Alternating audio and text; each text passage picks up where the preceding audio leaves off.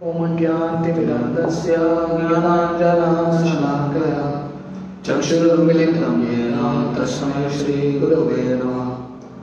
श्रीचैतन्यमनोभीष्टं स्थापितं येन भूतले स्वयं रूपा कदा मह्यं ददाति स्वपदामृतं।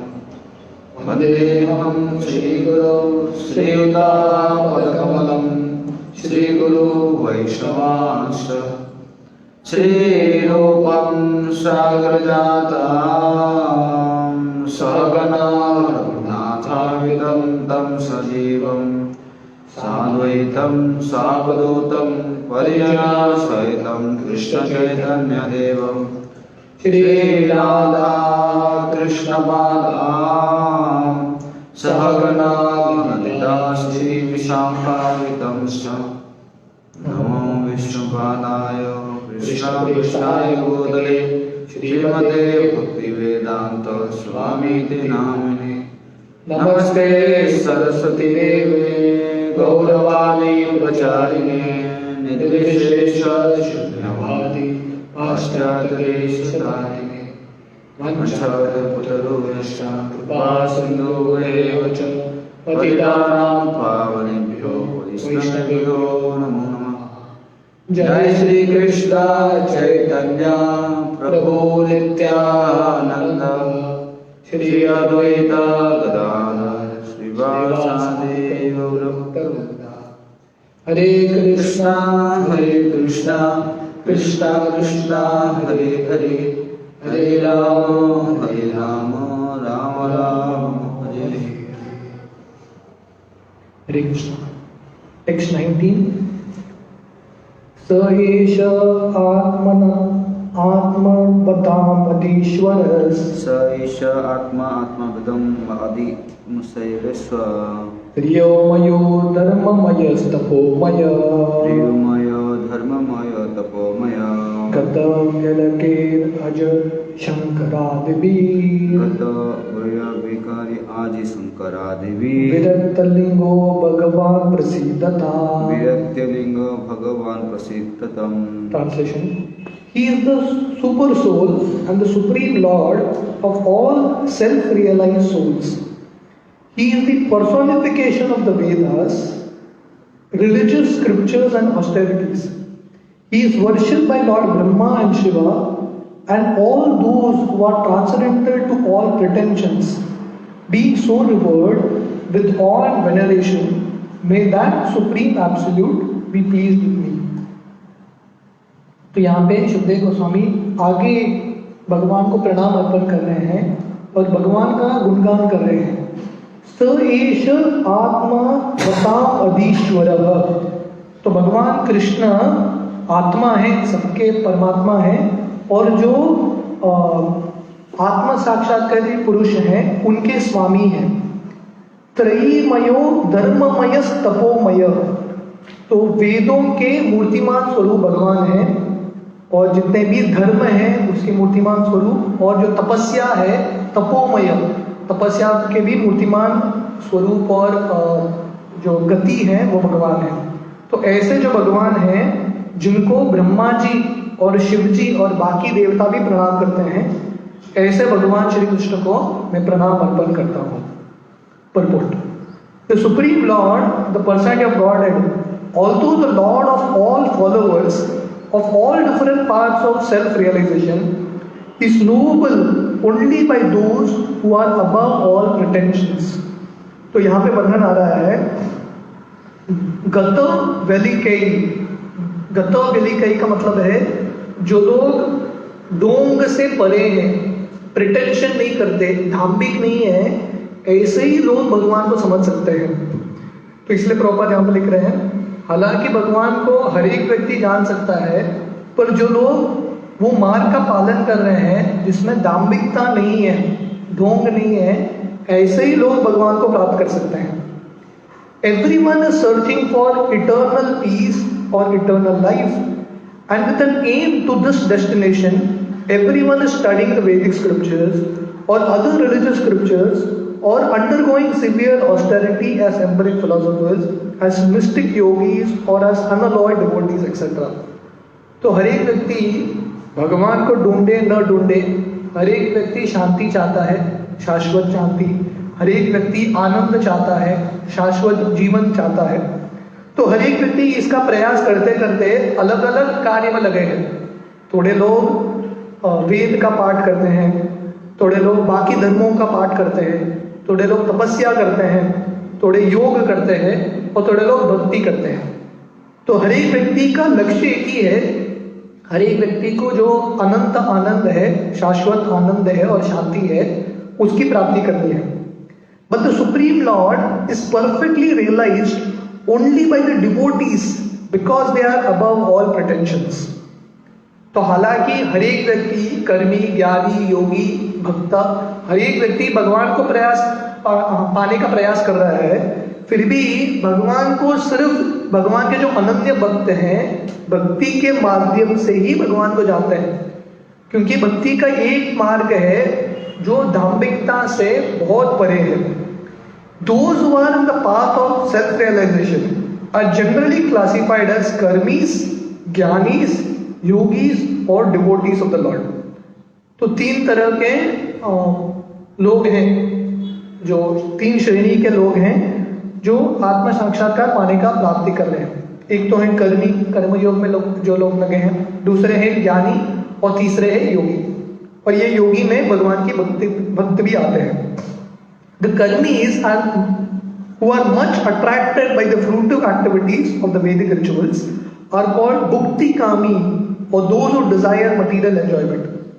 तो कर्मी का वर्णन आता है भुक्ति कामी, मतलब उनके अंदर काम वासना है भोग करने का, ये भौतिक दुनिया में रमने का, भोग करने का उनके अंदर इच्छा है। The jnanis who try to become one with the supreme by mental speculation are called mukti kami or those who desire liberation from material existence। तो पहले है कर्मी, जो कर्मकांड वेद में दिए हुए अलग अलग यज्ञ का पालन करते हैं ताकि उनका लक्ष्य है मुझे ये दुनिया में भोग करना है। उससे परे है ज्ञानी, वही वेद पढ़ते हैं पर इनका लक्ष्य है मुझे भगवान में लीन होना है, तो ये ज्ञान का मार्ग लेते हैं और उनका लक्ष्य है मुक्ति, मुझे मुक्ति चाहिए, लिबरेशन, भगवान में लीन होना है। The mystic yogis who practice different types of austerities for attainment of 8 kinds of material perfection and who ultimately meet the super soul Paramatma in trance are called siddhi kami or those who desire perfection of becoming finer than the finest, becoming heavier than the heaviest, getting everything desired, having control over everyone, creating everything they liked, etc। तो कर्मी है जिनका इच्छा है भुक्ति कामी, भोग करने का इच्छा है। ज्ञानी है जिनका इच्छा है मुक्ति कामी, मुक्त पाना चाहते हैं, मुक्ति चाहते हैं। और तीसरे श्रेणी के लोग हैं जो योगी हैं, वो बहुत तपस्या करते हैं योग मार्ग में, उनका लक्ष्य है सिद्धि कामी, उनको अलग अलग सिद्धि चाहिए। तो ये 8 प्रकार के सिद्धियां हैं, उसको बोलते हैं प्राप्ति, अनिमा, लघिमा, छोटे से छोटा बनना, बड़े से बड़ा बनना, प्राप्त करना, बड़े बड़े ग्रहों को निर्माण करना, इत्यादि अलग अलग सिद्धि है।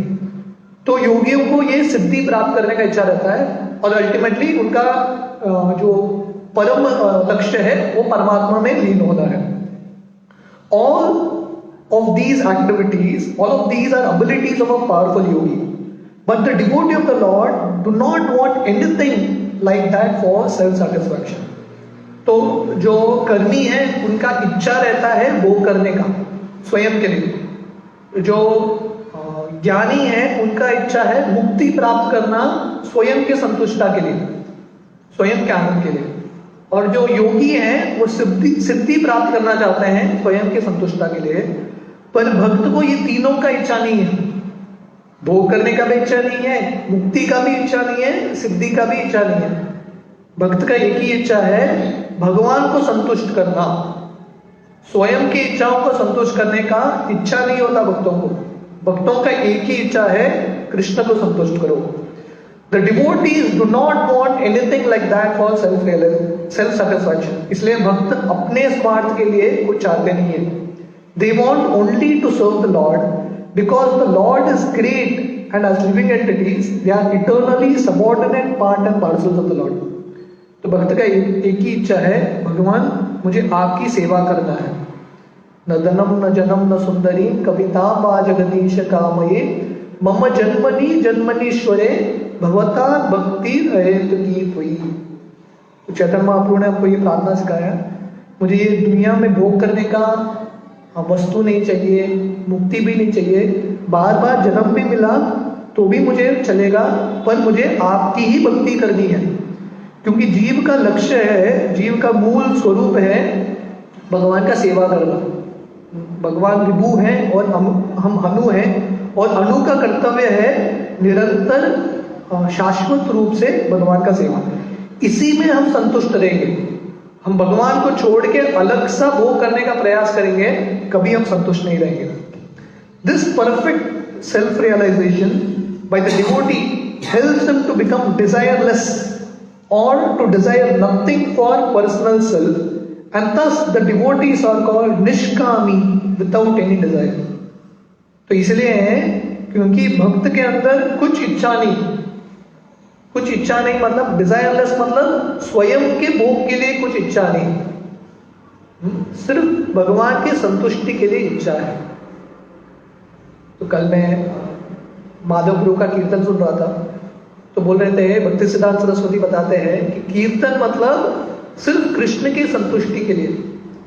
कीर्तन में हम हमारी संतुष्टि भी नहीं ढूंढते, मुझे आनंद आएगा, मुझे मजा आएगा, ये कीर्तन नहीं है।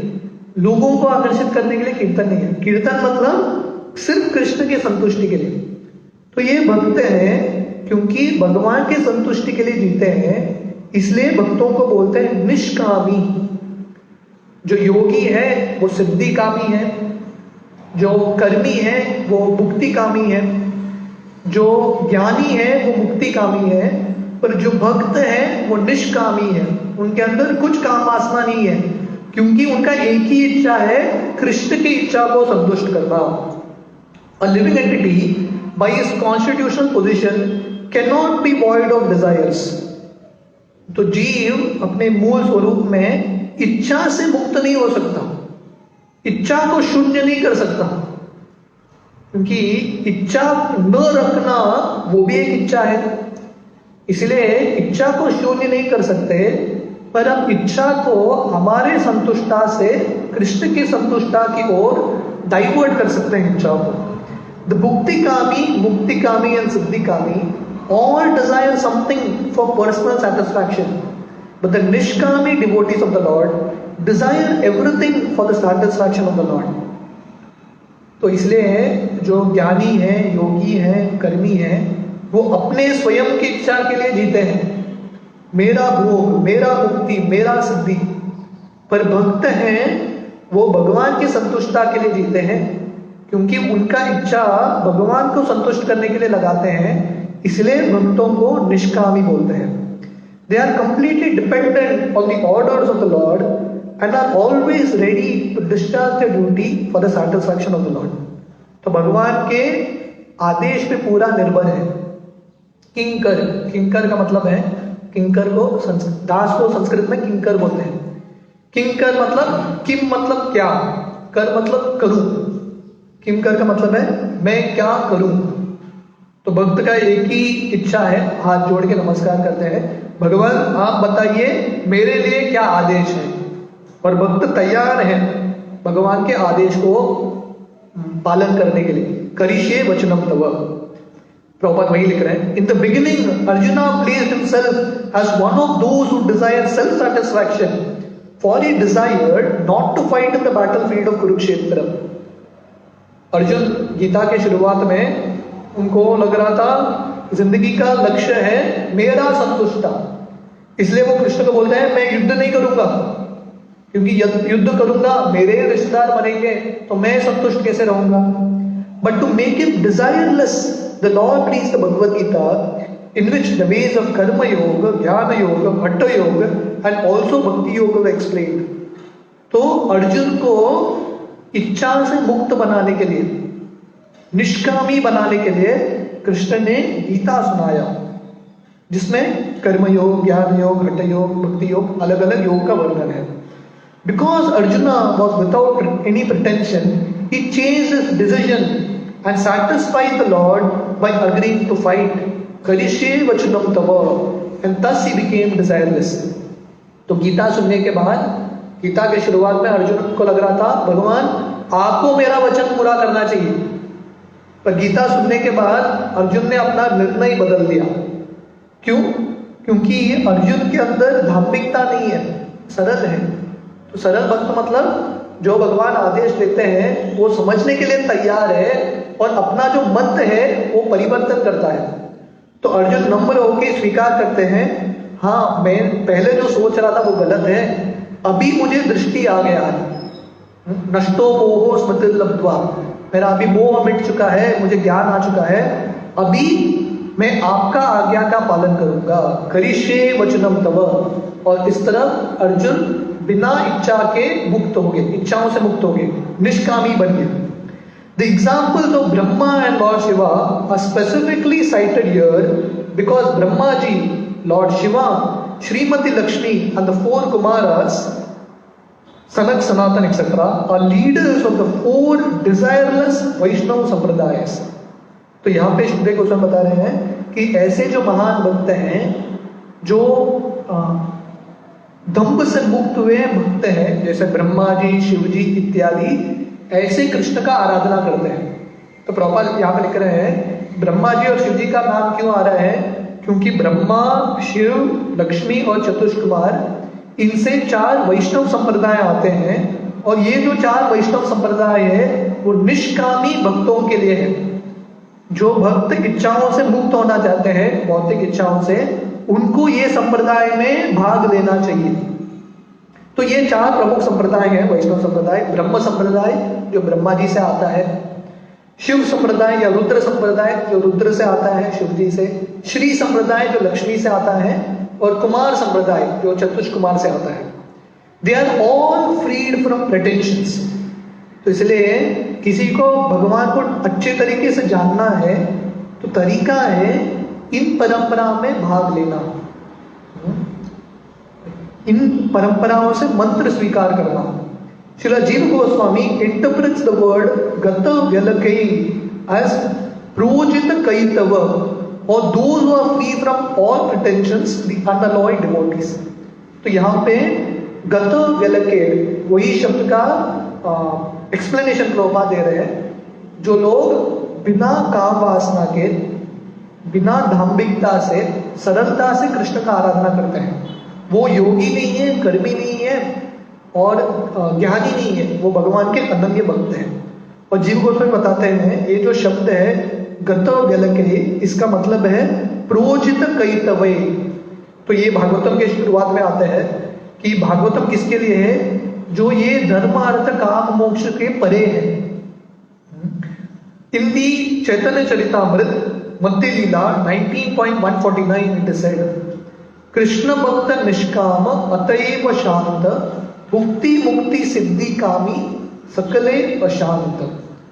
तो ये चैतन्य चरितामृत का श्लोक है मध्य लीला का, कि कृष्ण भक्त ही निष्काम है, उसके अंदर काम वासना नहीं है, इसलिए वो शांत है। पर जो भुक्ति है, मुक्ति है, सिद्धि है, जो जिनके अंदर भुक्ति कामी है, जो कर्मी है, जिनके अंदर मुक्ति कामी है, ज्ञानी है, और जिनके अंदर सिद्धि का काम वासना है, जो योगी है, वो सब इच्छाओं से मुक्त नहीं है, इसलिए वो अशांत है।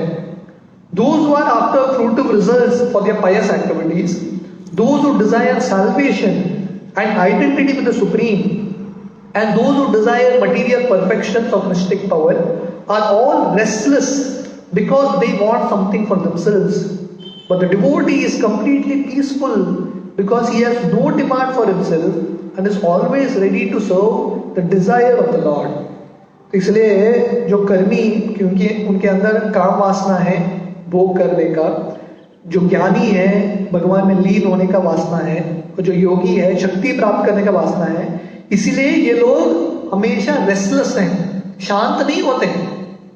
सिर्फ भगवान के भक्त शांत हैं क्योंकि उनके अंदर अपने लिए कुछ इच्छा ही नहीं है, स्वार्थ ही नहीं है।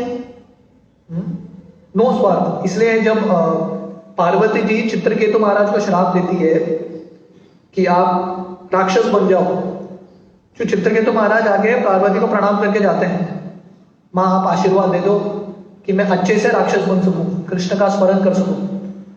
तो पार्वती जी को शौक लगता है, ये कैसे लोग हैं, मैंने अभी इसको श्राप दिया है राक्षस बनेगा, तो इसको कुछ फर्क ही नहीं पड़ा। तब शिव जी चित्रकेतु महाराज का गुणगान करते हैं और भक्तों का गुणगान करते हैं, स्वर्ग अपवर्ग नरकेशु अपितुल्यात दर्शनम। तो ये भगवान के भक्त हैं, नारायण परायण, ये भगवान के भक्त हैं जिनको कुछ फर्क ही नहीं है, स्वर्ग में है नरक में है, मुक्ति प्राप्त किया है, उनको कुछ फर्क ही नहीं है, क्योंकि उनके लिए स्वयं के लिए इच्छा ही नहीं है, उनका एक ही इच्छा है भगवान का सेवा। जैसे प्रभुपाद बताते हैं कि आप एक चक्की को, जो आटा पीसता है, वो चक्की को आप स्वर्ग में लेके जाओ, वो क्या करेगा, उधर भी आटा ही पीसेगा। तो भक्त वैसा है, भौतिक दुनिया में है, आध्यात्मिक जगत में है या नरक में है, कहीं पे भी रहेंगे वो सेवा ही करेंगे, कार्य उनका वही है। इसलिए भक्तों के अंदर पोजीशन, जगह चेंज करने से उनको कुछ फर्क ही नहीं है, क्योंकि उनके लिए स्वयं का कुछ इच्छा नहीं है, उनका इच्छा है भगवान की इच्छाओं को पूरा करना। भगवान के जो कार्य है, मिशन है, उन्होंने अपना मिशन बना लिया है। The conclusion is therefore that the Lord is for everyone, because no one can achieve the result of his respective desires without his sanction. But as stated in the Bhagavad Gita 8.9, all such results are awarded by him only, for the Lord is Adishwara, the original controller of everyone, namely the Vedantas, the great Karmakandiyas, the great religious leaders, the great performance of austerities, and all those who are striving for spiritual advancement. तो हालांकि हर एक व्यक्ति अलग अलग मार्ग का पालन कर रहा है, कर्म मार्ग, ज्ञान मार्ग, अलग अलग तपस्या कर रहा है योग मार्ग में, हर एक व्यक्ति को अपना लक्ष्य, अपने पथ में सफलता प्राप्त करने के लिए कृष्ण की ही कृपा लगेगी। कृष्ण के वो कृपा के बिना कोई भी सफल नहीं हो सकता। तो इसलिए कर्म योग हो, ज्ञान योग हो, अष्टांग योग हो, हर एक योग में भक्ति का एलिमेंट, भक्ति का जो मात्रा है वो होना बहुत इंपॉर्टेंट है, कृष्ण का आश्रय लेना बहुत इंपॉर्टेंट है। जैसे सुखदेव गोस्वामी ने 2 श्लोक पहले बोला कि कोई बहुत बड़ा तपस्या करेगा, दान देगा, बहुत कुछ करेगा, पर कृष्ण को संतुष्ट नहीं करेगा, उसके पथ पे उसको सफलता नहीं मिलेगा। इसलिए हर एक व्यक्ति अपने कार्य में भगवान की कृपा से ही सफल होगा। But ultimately he is realized by the pretensionless devotees only. हालांकि हर एक व्यक्ति धीरे धीरे भगवान को समझेगा, पर जो पूर्ण रूप से भगवान को समझता है वो भगवान के अनन्य भक्त ही है। कर्मी ज्ञानी योगी भगवान को पूर्ण रूप से समझ नहीं सकते। Therefore the special stress is given to the devotional service of the Lord by Srila Shukdev Goswami. इसलिए ये श्लोक में शुकदेव गोस्वामी स्ट्रेस दे रहे हैं, बता रहे हैं कि सबसे महत्वपूर्ण मार्ग है भक्ति का मार्ग। वो एलिवेटर जैसा है, बाकी मार्ग स्टेयरकेस जैसा है, धीरे धीरे प्रगति होगा प्रगति, भगवान को जानेंगे धीरे धीरे। बहुनाम जन्मनाम अंते, बहुत जन्म लगेंगे, पर भक्ति का मार्ग लेने से तुरंत बहुत जल्दी व्यक्ति भगवान को पूरे रूप से जान सकता है। टेक्स्ट 20, ये बहुत एक फेमस श्लोक है। श्रियापतिर यज्ञपतिर प्रजापतिर दियापतिर लोकपतिर धरापति पतिर कतिश्चांदक वृष्णि सात्वता प्रसीदता में भगवान सताम पति।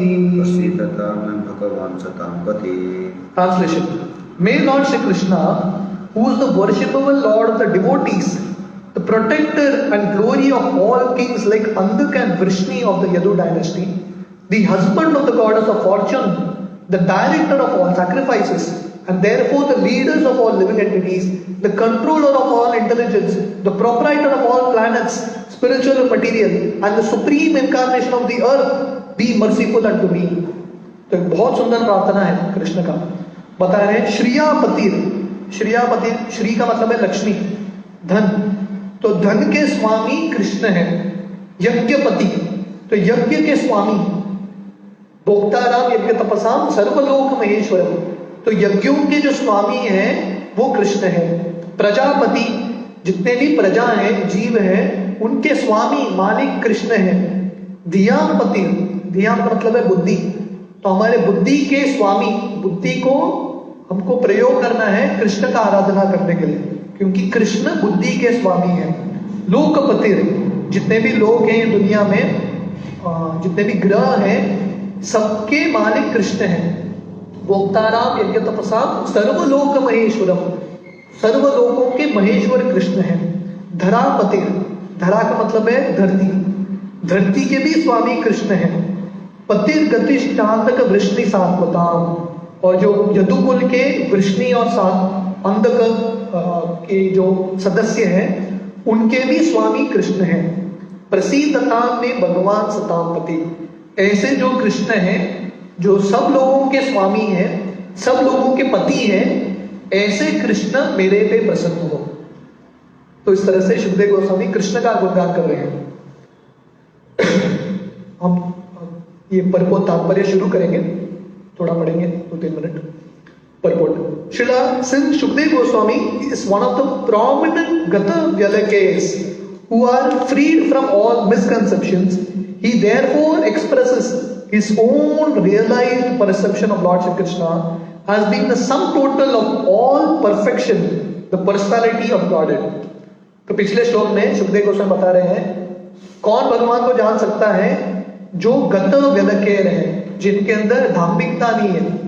और हमने परपोट में प्रभुपाद ने बहुत सुंदर तरीके से समझाया कि कैसे है भगवान के जो भक्त हैं वही धार्मिकता से मुक्त हैं, क्योंकि उनके अंदर काम वासना नहीं है। भगवान के साथ बिजनेस करने के लिए नहीं आए हैं। भगवान मैं आपकी भक्ति करूंगा, वापस मुझे भोग दे दो, मुझे ज्ञान, ये मुक्ति दे दो, मुझे सिद्धि दे दो, नहीं। भक्त सिर्फ भगवान की प्रसन्नता के लिए कर रहे हैं, इसलिए भक्त गत व्यदकेर है। और क्योंकि सुखदेव गोस्वामी सबसे महान भक्त हैं, इसलिए सुखदेव गोस्वामी यहां पे बता रहे उनका साक्षात्कार, उनके हृदय में उनको क्या लगता है भगवान के प्रति, हाँ भगवान के लिए क्या प्रेम है, यहाँ पे व्यक्त कर रहे हैं। Everyone is seeking the favor of the goddess of fortune, but people do not know that Lord Shri Krishna is the beloved husband of the goddess of fortune.